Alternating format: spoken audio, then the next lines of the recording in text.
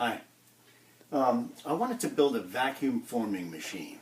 It's a machine that will allow you to take plastic, heat it up, and push it over top of an object. And by introducing a vacuum underneath, it forms to that object. It's a very useful tool.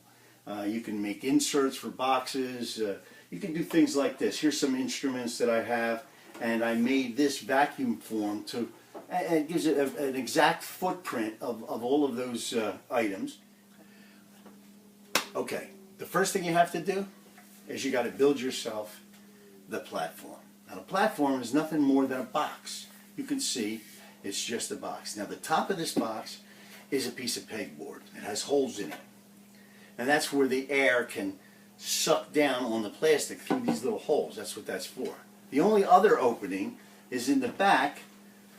I've glued in a fitting that will accept a vacuum cleaner hose from my shop vac. Now notice I've taken my kitchen table and I've separated it, where the leaf goes in, and that's so I have a space here that I can make a space for this nozzle here, and then I can actually put this platform down flat on the table so I can use it that way. Also notice that there's a rubber grommet that goes all the way around. This will provide an airtight seal.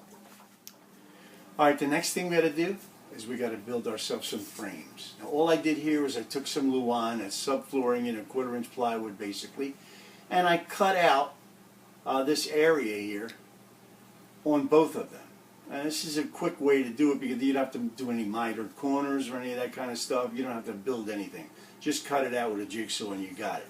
Now these two things here are designed to sandwich a piece of plexiglass, which I bought this at Home Depot. You put the two pieces, the two frames on top of that, and this is what you're going to wind up with, a frame like this. Alright, now what I've done is I've clamped, using these binder clamps, I've clamped this frame together to hold the piece of plastic in the middle. So now this is kind of ready to be put in the oven. That's the next step. So I'm going to show you that. Alright, I'm using a shop vac, as you can see right here. And now I'm going to plug the end of it in to my box. So I have suction applied. Now, let's test it. I'm going to turn the vacuum on, and we're going to see if it'll hold this. If I can, wait a minute, if I can lift this, the whole box up. My assistant's going to turn that on. Assistant?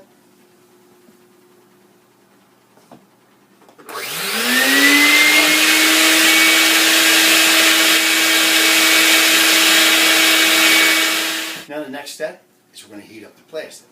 For that, I'm going to use my oven in my kitchen. I got this little pan here so that it can something to sit on. And basically what I'm going to do is I'm going to set this on here like so. And what I'm going to be looking for is I'm going to be looking for this to be sagging. It'll start to lump up first, then it'll smooth out, and it'll start to sag. Once it reaches that point, we can take it out and actually do something. So I'm going to put it in the oven now. The oven's at 400 degrees, by the way. You don't want to go any higher than that. And it should take a minute or two.